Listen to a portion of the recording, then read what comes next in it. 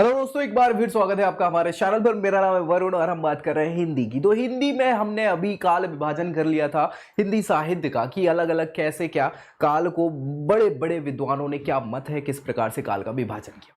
काल विभाजन के बाद हमने पिछले वीडियो में डिस्कस किया था आदिकाल के बारे में, यानी शुरुआती हिंदी साहित्य कैसे क्या लिखा गया, सारी चीजें। फिर हमें पता चला कि दूसरा काल है कौन सा, मध्यकाल। हिंदी साहित्य का मध्यकाल जो है दो भागों में विभाजित किया जाता है, एक तो भक्ति काल, दूसरा रीति काल, है ना। सो भक्ति काल पे हम आज डिस्कस करने वाले हैं इस वीडियो में, ताकि भक्ति काल से संबंधित इसमें, क्योंकि अलग अलग है ना, निर्गुण भक्ति शाखा भी आएगी, सगुण भक्ति शाखा भी आएगी, सूफी मत भी आएगा। सारी चीजों को हम यहाँ क्रमबद्ध रूप से डिस्कस करने वाले हैं और थोड़ा सा लंबा ये वीडियो हो जाएगा, लेकिन इसको पूरा आपको देखना है, क्योंकि यहाँ से 3 से 4 क्वेश्चन पक्की बात है आपको हिंदी साहित्य में मिल जाएंगे और आपके एग्जाम में पूछे ही जाएंगे। तो भाई पूरा अच्छे से डिटेल में हम डिस्कस कर रहे हैं, ताकि सारे क्वेश्चन को हम कवर कर पाए। ठीक है, तो चलिए स्टार्ट करें। उससे पहले दोस्तों में भी इसको शेयर कर देना है और चैनल सब्सक्राइब कर लेना है, ताकि सारी की सारी प्रतियोगी परीक्षाओं की तैयारी यही इसी चैनल पर हो जाए। तो चलिए स्टार्ट करेंगे। भक्ति काल। भक्ति काल आपको पता है हिंदी साहित्य में सबसे इंपॉर्टेंट काल मान लिया जाता है। सूरदास जी, नाम तो सुनिए होगा, तुलसीदास जी, मीराबाई जी, आए हाय हाय हाय, एक से एक नाम आपको यहाँ पे मिलने वाले हैं। ठीक है, सो भक्ति काल। अब भक्ति काल की अगर बात करें तो यहाँ पे भक्ति काल के विषय में भी अब विद्वानों के मतभेद तो आपके अलग अलग मत रहते हैं, वो सच्चाई है, जैसा मैं कई बार आपको बता चुका हूं। तो विद्वानों के अभिमत अलग अलग हैं भक्ति काल को लेके, भक्ति आंदोलन को लेके क्या कैसे मत है, ये भी कई बार क्वेश्चन पूछ लिए जाते हैं। तो जैसे जॉर्ज गियर्सन साहब हैं, ये जॉर्ज गियर्सन बड़े विद्वान माने जाते हैं। इनने बोला कि भैया ये जो भक्ति काल है ये किसकी, ईसाइयत की देन है। किसकी देन है, ईसाइयत की देन है। जब हम लोग आए तभी जाके ये भक्ति काल पढ़ा और ऐसा पढ़ा, तो यार ये भी विदेशी व्यक्ति है, ये अपनी बात करेंगे, सही बात है। आचार्य रामचंद्र शुक्ल, इनका मत क्या है, ये कहते हैं कि भैया इस्लामी आक्रमण की प्रतिक्रिया में क्या हुआ, भक्ति काल जनरेट हुआ। हालांकि भक्ति काल में आप देखेंगे तो सूफी मत भी तो चलेगा, है ना, वो भी सूफी भक्ति का ही एक प्रकार माना जाता है। तो यहाँ इसको भी हम पूर्णतः सच नहीं मान सकते, लेकिन विद्वानों के मत हैं, क्या कर सकते हैं, क्वेश्चन पूछे जाते हैं। हजारी प्रसाद द्विवेदी जी, इनका कहना है कि भारतीय चिंतन धारा का स्वाभाविक विकास हुआ, धीरे धीरे धीरे क्रमबद्ध विकास हुआ और भक्ति शाखा अपने आप जनरेट हुई। ऐसी सच्चाई हो सकती है। गजानन माधव मुक्तिबोध साहब, इनकी भी रचनाएं बहुत फेमस हैं और अच्छे विद्वान माने जाते हैं। इन्होंने कहा ऐतिहासिक सामाजिक शक्तियों के रूप में जनता के दुख और कष्टों के कारण क्या है, भक्ति शाखा का उदय हुआ, या फिर भक्ति काल अपने आप सामने आया। हो सकता है सच्चाई इसमें भी। रामविलास शर्मा जी, इनका मत है कि भाई साहब भक्ति आंदोलन एक जातीय और जनवादी आंदोलन हुआ करता था। जातीय और जनवादी आंदोलन हुआ करता था। तो सबके तथ्य अलग अलग हैं, तथ्यों के आधार पर इन्होंने ये अपनी मान्यताएं बनाई हुई है, मत रखे हुए हैं, जो कई बार पूछ लिए जाते हैं एग्जाम्स में, डायरेक्टली सीधे सीधे आ जाते हैं कि यहाँ पे भारतीय चिंतन का स्वाभाविक विकास जो है चिंतन धारा का हुआ है भक्ति काल में। ये कथन किसका है या ये मत किसका है, तो हमें पता होना चाहिए कि ये हजारी प्रसाद द्विवेदी जी का मत है। सीधा 1 नंबर पक्का डन। ये सीधे क्वेश्चन जब टफ करना होता है पेपर तो यही पूछे जाते हैं, इसी टाइप के क्वेश्चन। चलिए, पूर्व मध्यकाल या इसी को भक्ति काल कहा जाता है। ठीक है ना, हमने देखा था कि मध्यकाल 2 भागों में बटा है, एक तो भक्ति काल, एक रीति काल या पूर्व भक्ति काल, और आदि भक्ति काल या उत्तर भक्ति काल इसको कहा जाता है। तो भक्ति काल जो शुरुआती है, क्योंकि यहाँ पे भक्ति करी गई है भगवान की अलग अलग प्रकार से, तो भक्ति काल की क्या क्या शाखाएं हैं ये पूछ लिया जाता है। कितनी शाखाएं हैं, तो भैया एक तो निर्गुण शाखा है। क्या है, निर्गुण शाखा है, जिसमें क्या किया जाता है, निर्गुणता का बखान किया जाता है। दूसरा सगुण भक्ति धारा है, सगुण शाखा है, जिसमें क्या है, गुणों का बखान किया जाता है ना, गुणों के तौर पे भक्ति की जाती है। तो ये दोनों शाखाएं हैं। ऑब्वियसली यहां सीधा क्वेश्चन आता है, भक्ति शाखा की कितनी शाखाएं हैं या भक्ति काल की कितनी शाखाएं, तो सगुण भक्ति धारा और निर्गुण भक्ति धारा, 2 ही भाग हैं, शाखाएं हैं। इसमें भी फिर और सब डिवाइडेशन है। निर्गुण धारा भी क्या है, 2 भागों में, एक ज्ञानाश्रयी शाखा और दूसरी प्रेमाश्रयी शाखा। क्या है, एक ज्ञान पे भक्ति करती है, एक प्रेम के रूप में भक्ति करती है।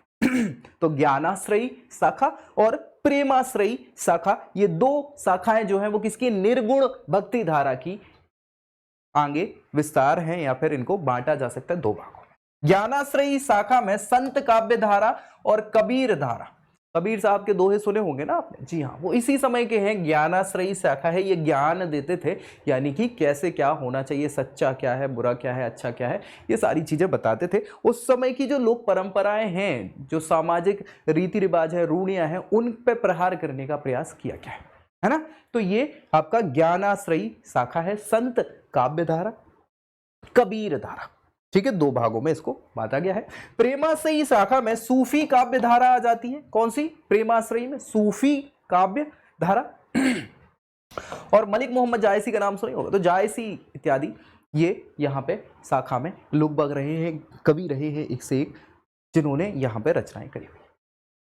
निर्गुण धारा के बाद सगुण धारा की बात करें तो सगुण धारा में या तो गुणों की भक्ति करी गई, तो किसी व्यक्ति विशेष के गुणों की भक्ति करी जाएगी, तो यहां राम जी की भक्ति करी गई है, जैसे राम भक्ति शाखा कहा गया, या फिर कृष्ण जी की भक्ति करी गई है, तो कृष्ण भक्ति शाखा उसको कहा जाए। ठीक है, तो सगुण भक्ति धारा भी दो भागों में बटी, राम भक्ति शाखा या कृष्ण भक्ति शाखा। अब राम जी का बखान सबसे ज्यादा तुलसीदास जी ने करा हुआ। किसने करा हुआ? तुलसीदास जी ने। तो तुलसीदास जी इसके प्रमुख कवि माने जाते हैं। और सूरदास जी ने कृष्ण जी का बखान किया हुआ, इसलिए सूरदास जी आदि इस शाखा से संबंधित माने जाते हैं। अब कौन से क्या कवि हैं, कैसा क्या है, सारी चीजों को हम डिटेल में डिस्कस करेंगे, डोंट वरी। इसलिए मैंने कहा है कि ये वीडियो हम बहुत विस्तार से डिस्कस करेंगे, ताकि आपके सारे के सारे क्वेश्चंस कवर हो जाए वहां पे, है ना। तो गलती होने के चांसेस कम से कम हो जाए। चलिए एक एक पे हम डिस्कस करेंगे धीरे धीरे। निर्गुण धारा से स्टार्ट करेंगे। निर्गुण भक्ति धारा जिसको कहा जाता है दो भागों में है, एक ज्ञानाश्रयी, प्रेमाश्रयी। ज्ञानाश्रयी शाखा के प्रमुख कवियों पे हम डिस्कस करेंगे। इसमें विशेषताएं क्या हैं? सबसे ज्यादा रामानंद जी जो प्रमुख कवि रहे हैं, बहुत इंपॉर्टेंट कवि रहे हैं, ज्ञानाश्रयी धारा के शाखा के बहुत ही प्रमुख कवियों में इनका नाम शुमार है। सबसे यशस्वी साधक और प्रगतिशील विचारक ये रहे हैं। कौन? रामानंद जी। संत मत के प्रचार का श्रेय भी किसको जाता है? रामानंद जी को जाता है। इन्होंने ही संत परंपरा जो है वो स्टार्ट करवाई, या फिर उसके मत को और क्या करा? प्रमुख बनाया, प्रचार करा, श्रेष्ठतम बनाया। ये कबीर और पीपा जी के गुरु हुआ करते थे। किसके? कबीर के। संत कबीर का नाम सुना ही तो होगा, सभी ने सुना है। उनके गुरु कौन हुआ करते थे? रामानंद जी हुआ करते थे। इनका आविर्भाव क्या है? 1399 से 1425, 26 वर्ष का ये इनका समयकाल माना जाता है। किसका? रामानंद जी का। इनका निधन काल 1469 ईस्वी में इनका निधन हो जाता है। रामावत संप्रदाय का प्रवर्तन इन्होंने किया। रामानंद जी ने रामावत संप्रदाय का प्रवर्तन किया, और इस संप्रदाय का मूल मंत्र क्या है? राम राम सीता राम जी करते रहते हैं ना, और सीता राम मतलब राम जी का जो है यहाँ पे ये क्या करते हैं? प्रमुखता से आराध्य राम जी को मानते हैं। कौन? रामानंद। ठीक है, कोई दिक्कत परेशानी? इनकी रचनाएं इसी हिसाब से है। फिर भैया सबसे इंपॉर्टेंट व्यक्ति विशेष कौन आ जाते हैं निर्गुण भक्ति धारा में? कबीरदास जी। कबीरदास जी से बहुत सारे क्वेश्चंस बनते हैं, इनकी रचनाएं पूछी जाती है, इनके बारे में पूछा जाता है, इसीलिए हमने इकट्ठा यहाँ पे लिया। ये सिकंदर लोदी, सिकंदर लोदी आप समझ पा रहे हैं, दिल्ली सल्तनत बिल्कुल लोदी वंश चल रहा था आखिर, है ना। इब्राहिम लोदी के पिताजी थे। ठीक है, सो सिकंदर लोदी के समकालीन हुआ करते थे। कौन? कबीरदास जी। ये याद रखना है। इनके जन्म के विषय में बहुत ज्यादा मतभेद हैं विद्वानों के द्वारा, इसीलिए यहां पे समस्याएं पैदा हो जाती हैं। और मैक्लिफ ने इनका जन्म जो है 1398 से 1518 के बीच में माना है। कोई इनका जीवन काल माना है, जन्म नहीं माना है, जीवन काल इसके बीच में ही रहा होगा, ऐसा इनका कहना है। यानी 1455 विक्रम संवत की ज्येष्ठ पूर्णिमा को कबीर का जन्म माना जाता है। आधुनिक विद्वान कबीर का निधन जो है 1518 ईस्वी यानी कि 1775 विक्रम संवत स्वीकारते हैं। कबीर रूढ़िवाद के कट्टर विरोधी हुआ करते थे, जैसा मैंने आपको पहले ही बताया। कबीर जी के दोहे हमेशा रूढ़िवाद या फिर सामाजिक जागरूकता, जन जागरूकता, सामाजिक विचारधारा, इन सारी चीजों पे ही इनके दोहे मोस्टली बहुत ज्यादा प्रमुखता से यही आपको देखने को मिलेगा। तो ये रूढ़िवाद के कट्टर विरोधी हुआ करते थे। पुरानी मान्यताएं जो रूढ़ियां चली आ रही उनको हटाने का प्रयास इन्होंने किया है और जनता को जागरूक करने का कार्य किया है। हिंदू और मुस्लिम दोनों संप्रदायों की रूढ़ियों पर इन्होंने प्रहार किया हुआ है, कुठाराघात किया हुआ है। चाहे हिंदू धर्म की कुरीतियां हो या इस्लाम की कुरीतियां हो, जो भी रहा है उस समय में जो गलत हो रहा है उस पे इन्होंने अपने दोहों के माध्यम से प्रहार किया हुआ। ठीक है, अब इनके गुरुजी कौन थे? रामानंद हुआ करते थे, जैसा आपको पहले ही पता है, अभी जस्ट डिस्कस किया था। कबीर जी की बाणी जो है वो बीजक में सम्मिलित है। किसमें? बीजक। इनके ग्रंथ का नाम है बीजक। ये याद रखिएगा, सीधा क्वेश्चन कई बार अलग अलग एग्जाम्स में, इवन यूपीएससी तक में पूछा जा चुका है। बीजक इनकी रचना जो है, संकलन बीजक में है। ग्रंथ का नाम बीजक है, जो किसकी रचना है? कबीर जी की रचना है। हालांकि ऐसा कहा जाता है कि इन्होंने कभी ऐसा बीजक नाम का ग्रंथ नहीं बनाया, वो तो इनके शिष्यों ने बाद में बीजक के नाम से उसको, इनकी रचनाओं को इकट्ठा संकलित करके वो रख दिया था। इसमें 3 भाग हैं, बीजक के 3 भाग हैं। ये पूछ लिया जाता है कई बार, रमेनी, सबद और साखी। क्या है? रमेनी, सबद और साखी 3 भाग हैं किसके? बीजक के। और ये क्वेश्चन कई बार आता है, कई बार पूछ लिया जाता है, इसलिए इसको तो भूलना ही नहीं है, बहुत इंपॉर्टेंट क्वेश्चन है। इनकी रचना जो है, ग्रंथ जो है बीजक है और उसके 3 भाग हैं, रमेनी, साखी और सबद। इसकी भाषा खड़ी बोली, अवधी, पूर्वी बिहारी जिसको बोला जाता है, पूर्वी भाषा इसमें आपको मिल जाएगी। सम्मिश्रण है इस बीजक ग्रंथ में। और इनकी बाणी में रहस्यवाद की मात्रा अधिक रूप से पाई जाती है। ठीक है, कबीर दास जी याद रखिएगा, बहुत ही इंपॉर्टेंट नाम है आपका, प्रमुख नाम है हिंदी साहित्य के अंदर। ये आप बिल्कुल भूल नहीं सकते। सीधे क्वेश्चन इनके 1 से 2 पूछ लिए जाते हैं और सबसे ज्यादा तो इनकी रचना पूछी जाती है या भाग पूछे जाते हैं।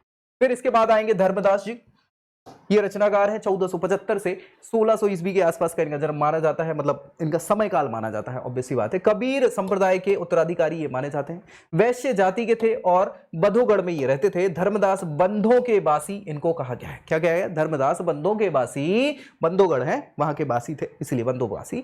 सुख निदान इनके प्राचीन ग्रंथों में से है। और कबीर की भांति इन्होंने भी आध्यात्मिक विरह जो है वो काव्य लिखा हुआ है, छंद लिखा हुआ है।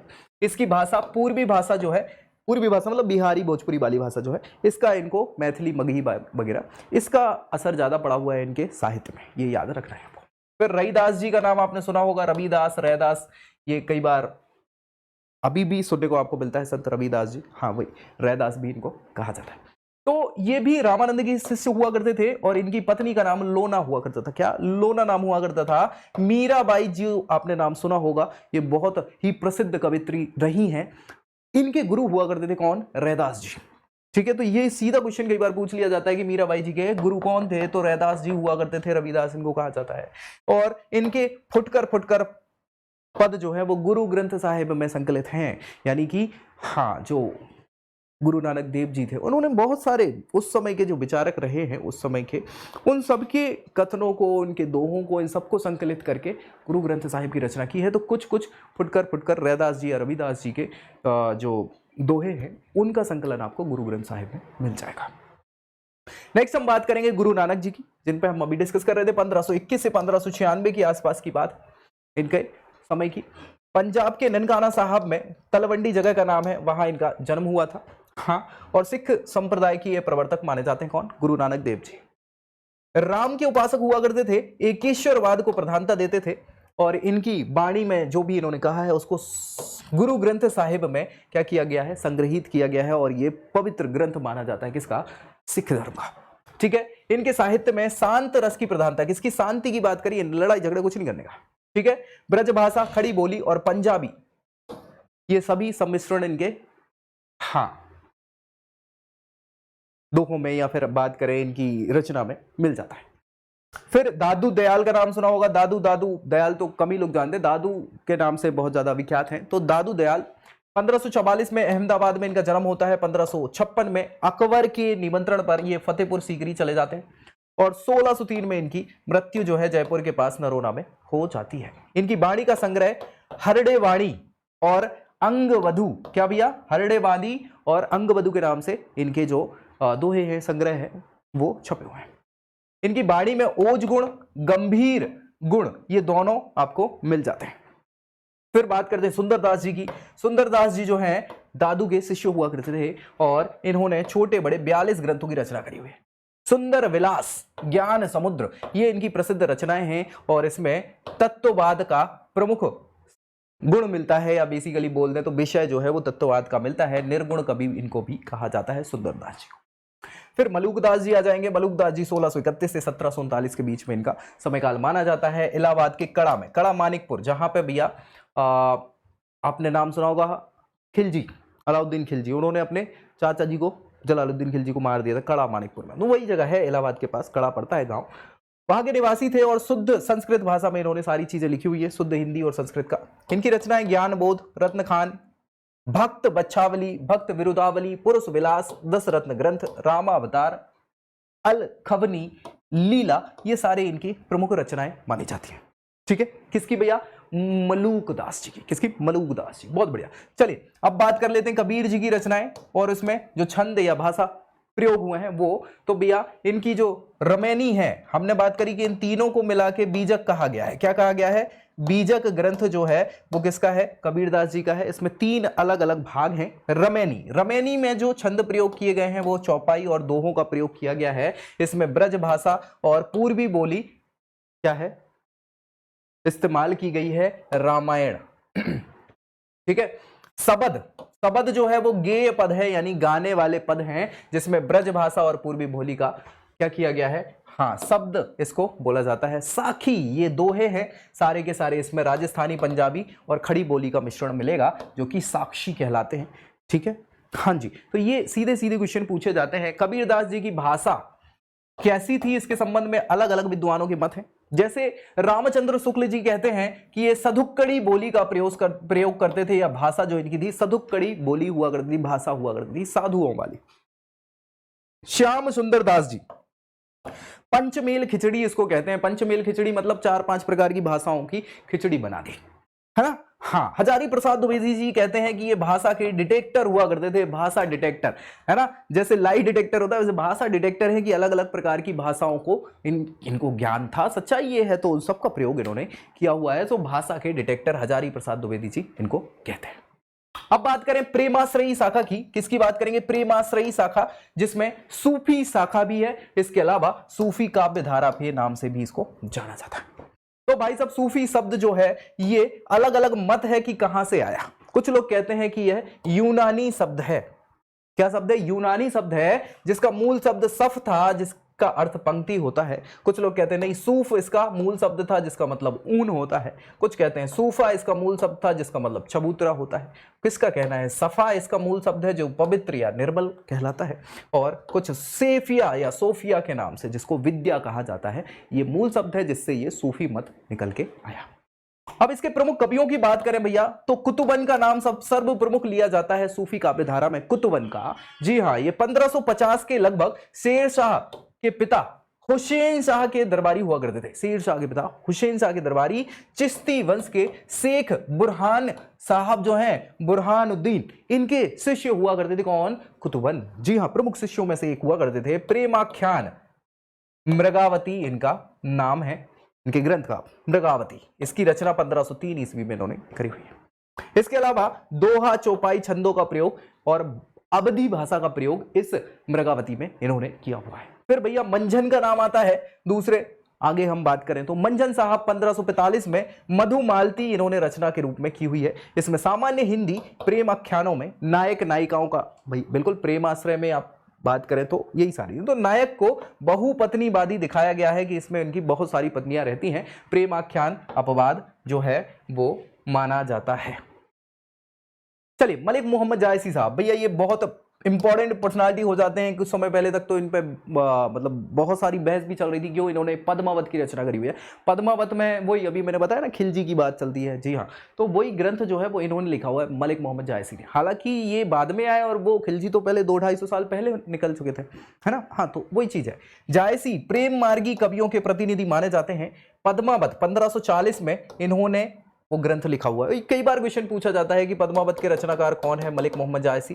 प्रणतब काव्य जो है वो उस समय का माना जाता है। इसकी प्रसिद्ध कृतियां जो हैं इनकी, पद्मावत के अलावा अखरावट, आखिरी कलाम, ये सारी इनकी रचनाएं हैं। प्रबंध काव्य की दृष्टि से बहुत अच्छा ग्रंथ ये माना जाता है। और पद्मावत की भाषा कौन सी है? अवधी भाषा में ये लिखा गया है। फिर आते हैं भैया उस्मान साहब, जो कि 1613 में चित्रावली इन्होंने रचना लिखी हुई है। क्या लिखी हुई है? चित्रावली। इसमें यात्राओं का वर्णन इन्होंने किया हुआ है, यात्रा संग्रह है। नूर मोहम्मद साहब 1744 में इंद्रावती और 1764 में अनुराग बांसुरी, ये सारी रचनाएं इन्होंने की हुई हैं। इसके अलावा बहुत सारे विद्वान रहे हैं सूफी मतावलंबी या सूफी धारा के, प्रेमाश्रयी धारा के। आसाइत इन्होंने हंसावली लिखी हुई। कबीजान, रत्नावली, कामलता, इसके अलावा मधुकर मालती, मुल्ला दाऊद साहब इनने चंदायन, रंजन ने प्रेमवन, ईश्वरदास ने सत्यवती की कथा। तो ये सारी इंपॉर्टेंट रचनाएं हो जाती हैं जो कई बार पूछ ली जाती हैं एग्जाम्स। ठीक है, तो भाई ये बात तो हो गई किसकी, प्रेमाश्रयी शाखा की। निर्गुण शाखा हो गई। अब आती है सगुण शाखा। सगुण शाखा मतलब गुणों का सत्कार यहाँ पे किया जाता है, साक्षात गुणों के हिसाब से यहाँ पे भक्ति करी जा रही, यानी गुण तो होंगे किसी व्यक्ति विशेष में, तो राम जी या कृष्ण जी से रिलेटेड राम भक्ति शाखा या कृष्ण भक्ति शाखा हिंदी भाषा में बहुत इंपॉर्टेंट मानी जाती है। ठीक है, तो राम भक्ति शाखा पे अगर हम आए तो सबसे शुरुआती बात करें, प्रवर्तक जो है रामानुजाचार्य इसके प्रवर्तक माने जाते हैं राम भक्ति शाखा के। 1016 से 1127 इनका जीवन काल माना जाता है, जिसमें इन्होंने विशिष्ट द्वैतवाद की स्थापना करी। ये संप्रदाय माना जाता है, दर्शन माना जाता है, जो पूछा जाता है कई बार कि द्वैतवाद, विशिष्ट द्वैतवाद या विशिष्टाद्वैत इसको बोलते हैं, विशिष्ट द्वैतवाद, इसके प्रवर्तक कौन थे, रामानुजाचार्य कहलाते हैं। आराध्य जो है इनके नारायण के अवतार राम और कृष्ण ने उन्हें दोनों को माना है। फिर माधवाचार्य आए 1254 से 1333 इनका काल माना जाता है। द्वैतवाद के ये दर्शन के प्रवर्तक हैं, जिसमें इन्होंने आराध्य कृष्ण जी को माना है। वल्लभाचार्य का नाम आपने सुना ही होगा। 1535 से 1587 का समय है। शुद्ध द्वैतवाद, क्या शुद्धाद्वैतवाद, ठीक है, कृष्ण जी को ही इन्होंने आराध्य माना है। फिर आते हैं निम्बकाचार्य। निम्बकाचार्य 12वीं सदी के ये गुरु रहे हैं। द्वैतवाद का इन्होंने दर्शन जो है वो प्रतिपादन किया है और कृष्ण जी को आराध्य ये मानते हैं। इसके अलावा ये तो बड़े बड़े आचार्य रहे, प्रवर्तक रहे हैं। बाकी कुछ प्रमुख कवि रहे हैं जिन पे आप सभी को पता भी होगा, क्वेश्चन पूछे भी जाते हैं सारी चीजें। तो प्रमुख कवियों में तुलसीदास जी का नाम आता है। किसका नाम आता है? तुलसीदास जी का नाम आता है। राम भक्ति शाखा में ये अग्रिम माने जाते हैं, प्रमुख माने जाते हैं। 1532 से 1623 के बीच का इनका जन्म माना जाता है, जीवन काल माना जाता है। जन्म मृत्यु समय में अलग अलग विद्वानों में मतभेद माने जाते हैं। पिताजी और माताजी आत्माराम दुबे और हुलसी इनका नाम होता है। साथ ही साथ इनकी पत्नी का नाम रत्नावली हुआ करता था। बचपन में इनको राम बोला कहा जाता था। क्या कहा जाता था? राम बोला। और भैया नरहरि दास जो हैं इनके गुरु हुआ करते थे, बाबा नरहरि दास। नागरी प्रचारणी सभा काशी में इन्होंने तुलसी ग्रंथावली प्रकाशित करी और इन्होंने फिर उसके बाद 12 ग्रंथों की रचनाएं करी, जिनमें सबसे इंपॉर्टेंट रामचरितमानस है। ये आपने सुना ही होगा, ये कई बार क्वेश्चन पूछा जाता है कि रामचरितमानस की रचना किसने करी, तो तुलसीदास जी ने रामचरितमानस की रचना करी है। ये 1631 संवत में ये रचना मानी जाती है। हिंदी भाषा में रामायण, राम और अयन नाम से इन्होंने रामायण शब्द प्रतिपादित किया और इसी ग्रंथ के कारण इन्हें महाकवि की पदवी से विभूषित भी किया गया। फिर इन्होंने दूसरी रचना रामलला नाहचू की रचना करी 1643 विक्रम संवत में, और यह 20 सीहर छंदों की पुस्तक थी, जिसमें विवाह के समय महावर देने, नायन द्वारा नाखून छूने की प्रथा का वर्णन किया गया। वैराग्य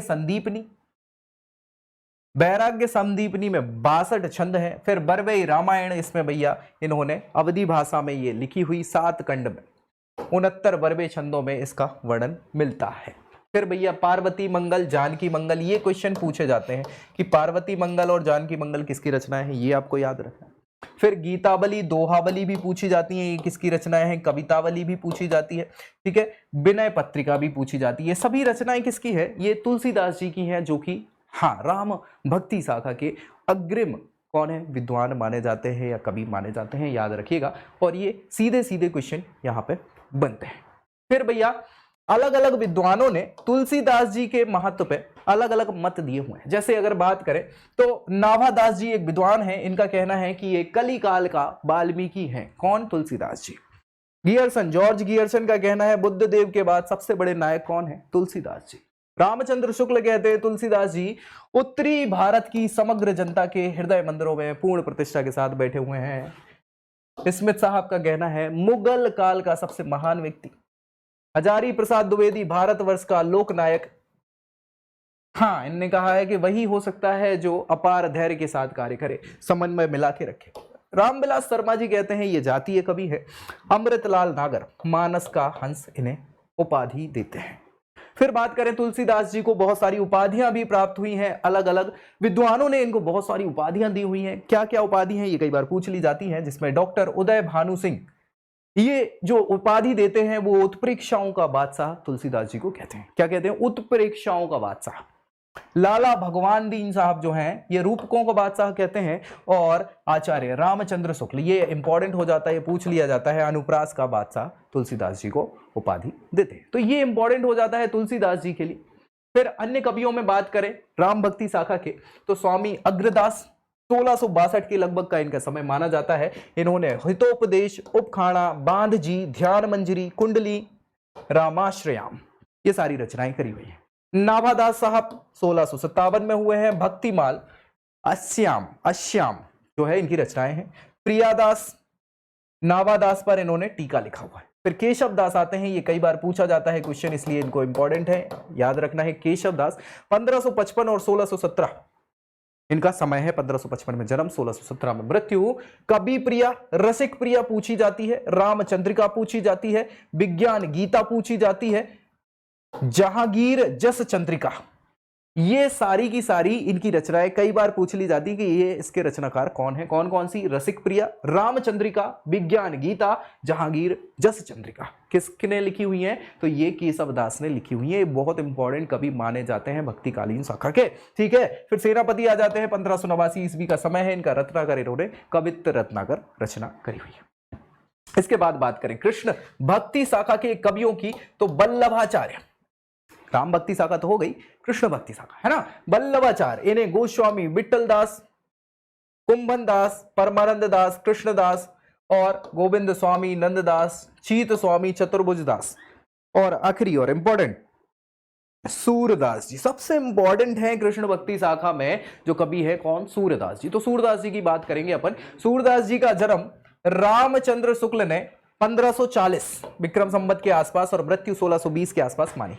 ठीक है, इसमें अगर इनकी रचनाओं की बात करें तो सबसे ज्यादा पूछी जाने वाली रचना यही है, सूर सागर, साहित्य लहरी, सूर साराबली, नल दमयंती और ब्याह लो। ठीक है, जिसमें से सबसे ज्यादा पूछी सूर सागर, साहित्य लहरी और सूर साराबली जाती है, पूछी जाती है। सूरदास जी आप सभी जानते ही होंगे कि ये बचपन से कैसे थे, ये देख नहीं पाते थे, लेकिन फिर भी इन्होंने इतना प्रेम मतलब कृष्ण जी को समर्पित कर दिया खुद को, और इतनी रचनाएं करी हुई हैं कि ऐसा माना जाता था कि भैया इनके साथ ही कृष्ण जी रहते थे। इन्होंने चित्रण दोहों के माध्यम से, अपनी कविताओं के माध्यम से इतनी अच्छे से चरित्र चित्रण किया हुआ है। तो भैया ये तो मतलब एक प्रकार से इतिहास में इनका नाम ऐसे दर्ज हो गया कि भाई कोई भुला नहीं सकता। ठीक है, नागरी प्रचारणी सभा के अनुसार इन्होंने बहुत सारे ग्रंथ लिखे हैं, जिसमें 10 मस्कंध, टीका, नागलीला, भागवत, गोवर्धन लीला, सूर पचीसी, सूर सागर सार, प्राण प्यारी, ये सारी इनकी रचनाएं मानी है। सूरदास जी भ्रमर गीत काव्य कला का उत्कृष्ट उदाहरण प्रस्तुत करते हैं। किसका? भ्रमर गीत काव्य कला का। ये क्वेश्चन कई बार पूछ लिया जाता है। इसके बाद कुंभन दास 1468-1583 वल्लभाचार्य के शिष्य हुआ करते थे, और स्वतंत्र ग्रंथ का उल्लेख इसके द्वारा रचित नहीं मिलता है इनके द्वारा। बाकी इनके कुछ पद हैं, राग कल्पद्रुम, राग रत्नाकर, वर्तोत्सव कीर्तन, बसंत धर्मात कीर्तन, ये सारी इनके कुछ जो है पद हैं। ठीक है, याद रखिएगा। परमानंद दास 1493 का समय है। वल्लभाचार्य से इन्होंने दीक्षा ग्रहण की, और इनका जो रचनाओं का प्रकाशन है वो परमानंद सागर, परमानंद के पद और वल्लभ संप्रदाय कीर्तन पद के नाम से संग्रह माना जाता है। कृष्णदास जी ये गायक और सुकवि हुआ करते थे। बाल लीला, राधा कृष्ण प्रेम प्रसंग, इसके अलावा रूप सौंदर्य, ये इनके अच्छे संग्रह माने जाते हैं। वैसे डायरेक्ट इनका कोई बहुत बड़ा ग्रंथ नहीं मिलता, फुटकर इनके दोहे मिल जाते हैं। ठीक है, शुद्ध हिंदी भाषा या ब्रज भाषा का इन्होंने ज्यादातर प्रयोग किया हुआ है। फिर बात करें चीत स्वामी साहब की, ये भैया विट्ठल दास जी के शिष्य हुआ करते थे और अष्ट छाप कवि माने जाते थे। इनका भी कोई स्वतंत्र ग्रंथ नहीं मिलता। गोविंद स्वामी राजस्थान के भरतपुर में जन्मे, ये भैया आतरी गांव में 1505 में इनका जन्म माना जाता है, और स्वतंत्र कृति की इन्होंने भी कोई रचना नहीं की हुई है। भजन कीर्तन के जो पद हैं समय समय पर लिखते रहते थे। इनका संकलन गोविंद स्वामी के पद के नाम से प्रसिद्ध है। ठीक है भैया, चलिए। चतुर्भुज दास, नंददास, कृष्ण काव्य में मीराबाई जी का बहुत इंपॉर्टेंट है, ये पूछ लिया जाता है। तो मीराबाई जी 1555 और 1498, मृत्यु 1546। मेड़ता गांव है ये, कुड़की में इनका जन्म माना जाता है मीराबाई जो है इनका विवाह उदयपुर के महाराणा कुमार भोजराज जी के साथ हुआ था, हालांकि वो जल्दी एक्सपायर हो जाते हैं। नरसी का मायरा, गीत गोविंद टीका, राग गोविंद, राग सोरठा, ये सारी चीजें इनकी रचनाएं किसकी? मीराबाई जी की। मीरा पदावली, मीराबाई की पदावली नामक ग्रंथ में सारी की सारी चीजें आपको मिल जाएंगी। काव्य की भाषा राजस्थानी विस्तृत ब्रज भाषा है और श्रृंगार और शांत रस का प्रयोग इसमें मिल जाता है इन रचनाओं। रस खान साहब की बात करें तो भैया 1533 के आसपास इनका जन्म और 1618 में मृत्यु मानी जाती है। गोस्वामी विट्ठल दास से इन्होंने शिक्षा ग्रहण करी थी। ठीक है, हाँ। सैयद इब्राहिम साहब, इनकी रचनाएं प्रेम वाटिका और सुजान रस खान है। प्रेम वाटिका की रचना दोहों में और सुजान रस खान की सवैयों में इन्होंने रचना करी हुई है। माधुर्य और प्रसाद गुण की सहजता इसमें देखने को मिलती है और काव्य भाषा परिमार्जित साहित्यिक ब्रज भाषा है। बनारसी दास, ये इंपॉर्टेंट है, इन पे भी कभी कभार क्वेश्चन पूछ लिया जाता है। ये बनारसी दास जी 1443 विक्रम संवत में जैन धर्मावलंबी हुआ करते थे और श्रृंगार परक रचनाएं ये लिखते थे, जिनमें रचनाओं के नाम बनारसी विलास, नाभमाल, अर्धकथानक, बनारसी पद्धति, ध्रुव वंदना, कल्याण मंदिर भाषा, अर्धकथानक, मारगन विद्या आदि ये इनकी रचनाएं हैं। मुबारक साहब, 1600 विक्रम संवत में इनका जन्म माना जाता है। सैयद मुबारक अली संस्कृत, फारसी, अरबी ये सभी भाषाओं के विद्वान माने जाते हैं, याद रखिएगा। अलक शतक, तिल शतक इनकी प्रमुख रचनाएं हैं। सेनापति नरोत्तम दास, ये सारे के सारे कौन से? कृष्ण भक्ति शाखा के बड़े बड़े क्या हुए हैं? हाँ, रचनाकार माने जाते हैं। अब उस समय भक्ति के समय माने तो भैया मुगल काल चल रहा था। मुगल सल्तनत में जो समय माना जाता है वो अकबर का समय माना जाता है और उसी समय पे, हाँ भाई, क्यों माना जाता है? क्योंकि मुगल में उसको स्वर्ण काल कहा जाता है, सबसे लंबे समय तक भी रहे और सबसे बढ़िया लड़ाई झगड़े कम हुए और कहीं ना कहीं बोले तो चारों तरफ विकास हुआ है। साहित्य में तो अच्छा खासा विकास हुआ है। तो इनके समय बहुत सारे दरबारी कवि रहा करते थे अकबर के समय, है ना। हाँ, जिसमें टोडरमल, आपने नाम तो सुना ही होगा। वैसे ये टोडरमल इनके नवरत्नों में भी शामिल थे और अर्थशास्त्री हुआ करते थे, सारा का सारा कोषाध्यक्ष वाला काम देखते थे। ज्यादा कुछ नहीं, फुटकर छंद ही इन्होंने लिखे हुए हैं। नरहरि महापात्र, छप्पय नीति, कवित्व संग्रह, रुक्मणी मंगल ये इन्होंने लिखे हुए हैं। बीरबल जो बहुत बड़े नवरत्नों में शुमार हुआ करते थे, कुछ बड़ा नहीं लिखा है, फुटकर छंद ही लिखे। तानसेन साहब, आय हाय हाय, बहुत प्रसिद्ध संगीतज्ञ इनको बोला जाता है। संगीत सार, रागमाला, गणेश स्रोत ये इंपॉर्टेंट है, ये क्वेश्चन पूछे जाते हैं। गंग या गंगा प्रसाद साहब जो थे, गंग पदावली, गंग पच्चीसी, गंग रत्नावली ये इनकी रचनाएं हैं। पृथ्वीराज, दशरथ राउत, वसुदेव रावत, श्यामलता और गंगा लहरी इनकी रचनाएं हैं। रहीमदास जी, ये इंपॉर्टेंट है। कौन भैया? रहीमदास जी। तो इन्होंने दोहावली या सत्सई, बरवे नाई का भेद, नगर शोभा, मदनाष्टक, खेल कौतुकम, श्रृंगार सोरठा, राग पंचाध्यायी, है ना, रास पंचाध्यायी इसको बोला जाता है। तो ये भैया रहीमदास जी हैं और रहीमदास जी के दोहे बहुत फेमस हैं, याद रखिएगा, यहाँ से क्वेश्चंस बन जाते हैं। तो ये सारी की सारी बात जो हम कर रहे थे वो किसकी बात कर रहे थे? वो हम बात कर रहे थे भक्ति काल की। किसकी? भक्ति काल की हम बात कर रहे थे। और भक्ति काल जो है ये भैया मध्यकाल है। साहित्य में, हिंदी साहित्य में मध्यकाल का पूर्वी मध्यकाल माना जाता है। भक्ति साहित्य के रूप में या भक्ति काल के रूप में इसको दर्शाया जाता है। सगुण निर्गुण, है ना, और इसमें भैया राम भक्ति, कृष्ण भक्ति और कबीरदास जी का और या फिर सूफी मतावलंबी जो धाराएं हैं, ये अलग अलग धाराएं आपको मिल जाती हैं भक्ति काव्य में, जिनसे संबंधित सारे के सारे हमने रचनाकारों की बात कर ली, विद्वानों की बात कर ली, इंपॉर्टेंट पर्सनालिटीज़ की बात कर ली। तो भैया इस वीडियो में बस इतना ही। ये इंपॉर्टेंट है, पूरा देखना है, दोस्तों में शेयर करना है और यहाँ से बहुत सारे क्वेश्चंस बन जाते हैं। तो अगली वीडियो में मिलेंगे अगली जानकारी के साथ, तब तक के लिए जय हिंद।